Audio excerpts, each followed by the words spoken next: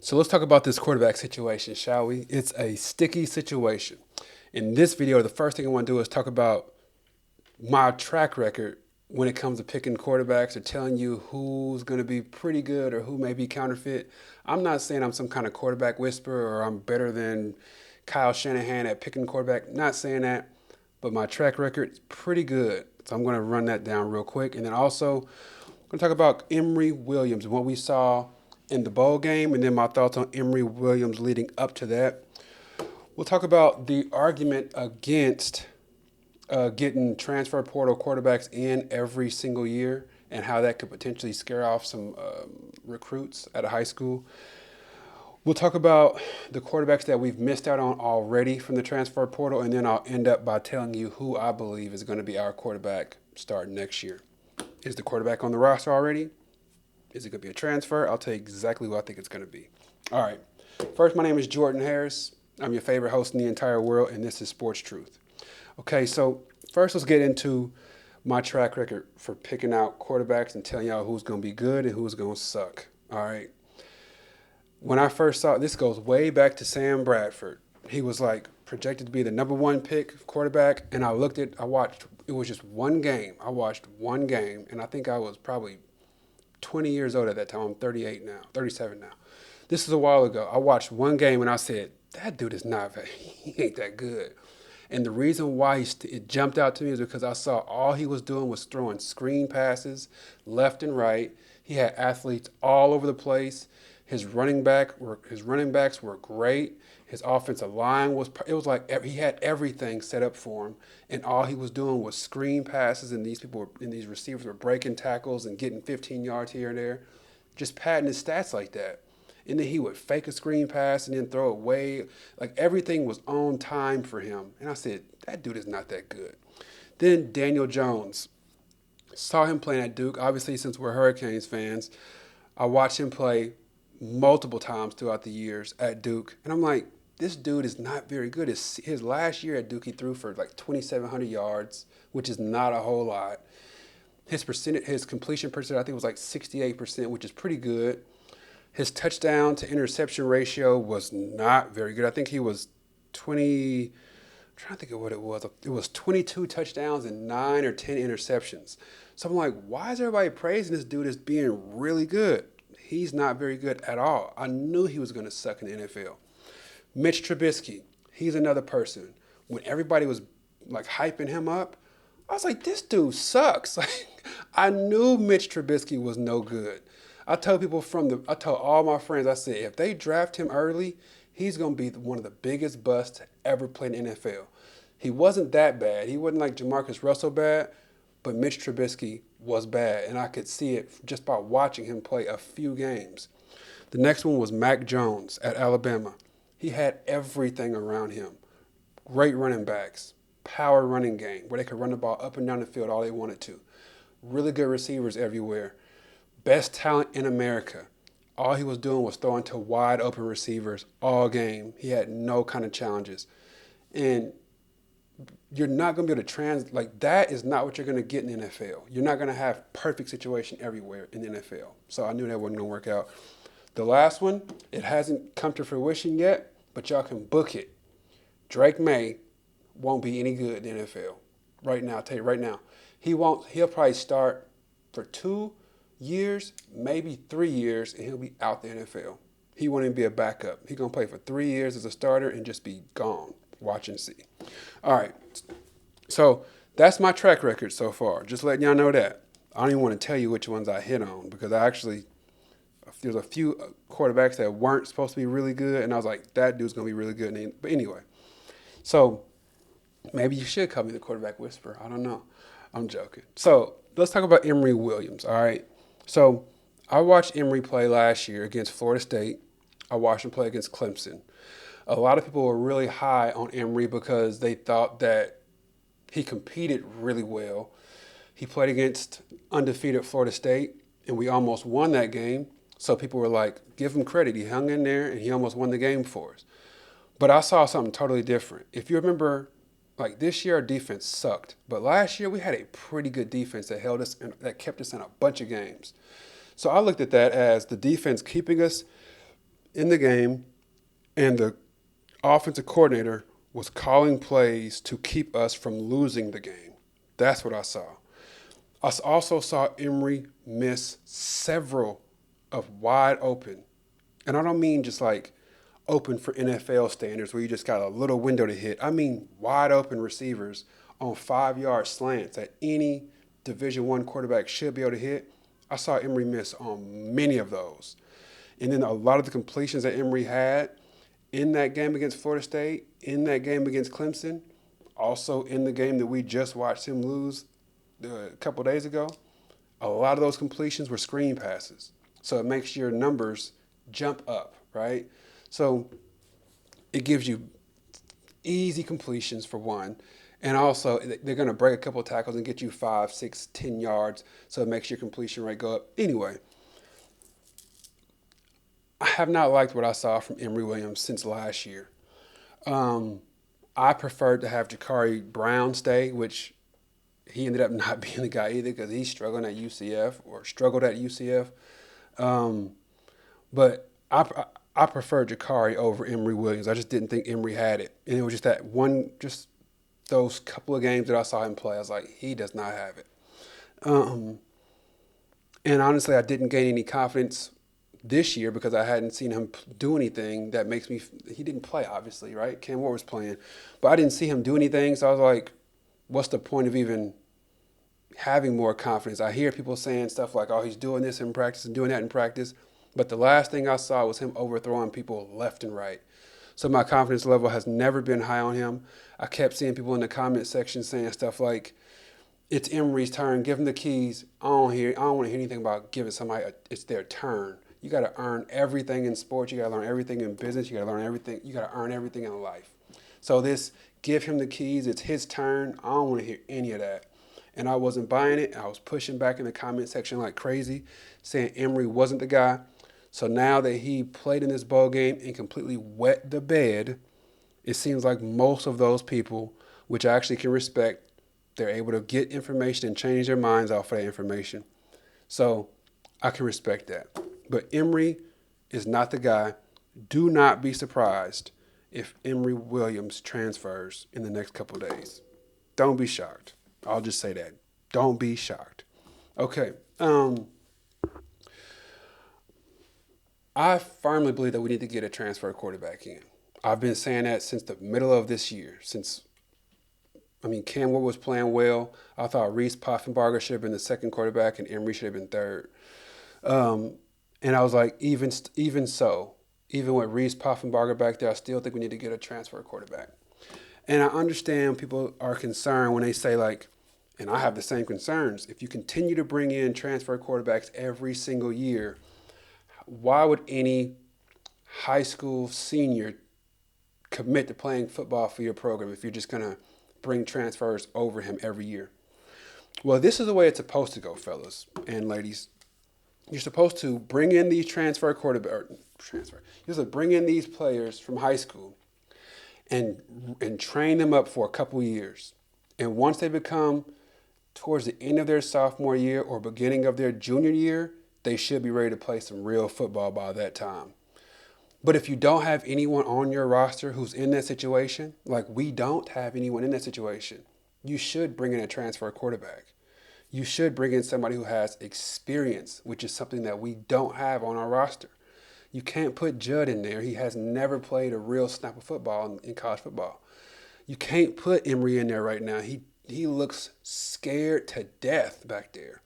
And then he's not throwing the ball. He's guiding the ball, like trying to be accurate instead of just throwing it. He's like guiding it to the receiver, and it's just bad. It looks horrible. So we need to bring in a transfer quarterback right now and let that guy come in and play for 1 or 2 years. And then once he's gone, we fans need to pray that Judd or Luke Nickel or one of those guys is prepared to actually play some serious downs, because at this point they're not, right? So that's what the transfer quarterback is supposed to do. They're supposed to come in and just fill a slot for a while if you don't have anybody in that position. And right now we just don't. We can't put in a player who has no idea what he's doing and doesn't look comfortable, looks scared actually. You can't put a player in who looks scared because you say, if we bring a transfer quarterback in, we're not going to get any recruits anymore. If you put somebody in there like Emory looked in the Pop-Tart Bowl, if you play that guy all season and he's consistently getting the balls batted down and he's throwing behind receivers, and that would cause people to never come play for your program, transfer, or people coming from high school.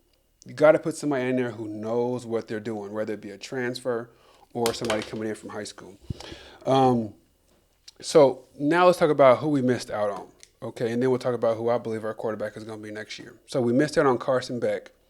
Carson Beck goes directly into that category with Sam Bradford, Daniel Jones, Mitch Trubisky, Mac Jones, and Drake May. Carson Beck is not any good. I said that last year. At the end of last year, and I watched them play, they got, like, the discipline that Georgia plays with is super impressive. They got players everywhere that's super talented, and they're all so disciplined. Obviously, that's what makes a good team, right? But Carson Beck is just like Mac Jones to me. He's got everything set for him. He's got a great defense.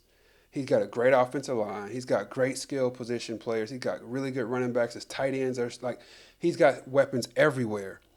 He's not really doing anything spectacular. He's throwing screen pass here, hand it off there, screen to the running back there. Next play action, throw it down the field. He's not doing anything special. He's not dropping back, dissecting the defense, looking left, looking right. Oh, here's my target in the middle, throw it. He's not doing any of that. So Carson Beck, when he left and said he was going to the draft, some Hurricanes fans are a little disappointed because they hoped that he would transfer to the Hurricanes. I wasn't concerned at all because Carson Beck is not very good, and he won't be any good in pros. Mark my words. John Mateer, people were super disappointed when he went and decided he was going to play for Oklahoma. I was one of those people. At the beginning of this transfer portal, I mentioned that I didn't see any world beaters, any quarterbacks that looked really good. John Mateer was the only one that jumped off the page to me, and I was like, that dude looks really good. He's the only one that I think looks really good. There's another guy, Mark Gronowski, who played for the Jackrabbits last year, played in the division below. I'm not a big fan of him. He's really physical, doesn't seem to love to throw the ball. It looks like he wants to drop his head and take off running every time he gets a little bit of pressure. I've never liked that. I do like the fact that he runs around people and through people. I think that's pretty cool, and he doesn't get hurt. I like that. The last one on this list is Malik Murphy. Some folks were holding their breath that he would potentially consider the Hurricanes. It looked like the Hurricanes never went after him, which I was glad. We played against Malik Murphy. He threw one interception that was so bad. He was in his end zone and threw like a 40-yard pass down the field and hit the safety in the chest like a punt. It was bad. I'm not a big fan of Malik Murphy. I don't think he's going to end up being very good. I doubt he'll take a snap in the NFL. I think he's done after college. So now let's go ahead and talk about who I think our quarterback is going to be this coming year. If you remember, or I guess not if you remember, but there's this little known fact that the transfer portal, you can actually transfer, I think it's 5 days after your bowl game ends. So while the transfer portal window may be closed, just in general for the rest of the players, the teams who are still playing right now in these bowl games, they actually can transfer up to 5 days after their bowl game ends. So there's teams like Oregon, who has many players on there. They have many quarterbacks who are, they say like, man, I'm behind this guy, I'm behind that guy, I'm a 4-star recruit. I could go somewhere and get a good payday. There's players on Oregon, there's Penn State, there's all these teams left. But there's one team that I believe is going to make a big drastic move, and that's Texas. When you have a Manning on your team, you cannot let homeboy sit on that bench for more than a couple years. He's been there for 2 years already, sitting on the bench. It's time to let the Manning boy play. I'm telling y'all, the boosters at Texas are not going to be cool with a Manning football royalty sitting on the bench next year. It's not going to happen. So Quinn Ewers is gone. He's either going to play in the NFL, which I don't think would be a really good idea because he didn't have the greatest year. He got nicked up a couple times. He had to sit out a couple times. So not the greatest year. I think he is primed to be one of those players, just like Cam Ward, where they say, if you come out this year, you'll be a third-round quarterback maybe. But if you come back and you ball out next year, you could be a top 10 quarterback. I think Quinn Ewers is in that situation. I believe he's going to end up transferring out because Texas is going to start Manning. Arch Manning is going to play next year, I'm telling y'all. So I think Arch Manning is going to step up. Quinn Ewers is either going to go to the NFL, which I don't think that's the right move for him right now, or he's going to do a, what is his name? The guy from the quarterback, Kyle McCord. How could I forget his name?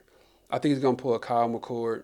He's going to go somewhere and play for a year, improve his stock, and go play in the NFL after that.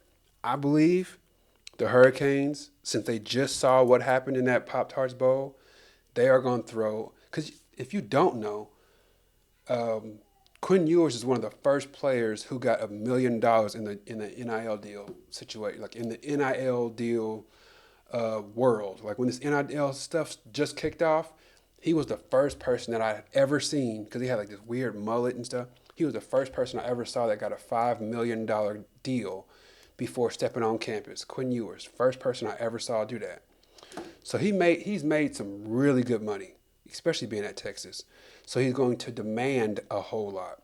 And I believe the Hurricanes are going to give him just about whatever he wants, especially because they saw what our current quarterback looks like. I think Quinn Ewers is going to be Miami Hurricanes starting quarterback next year. That's my answer on that. How sure am I?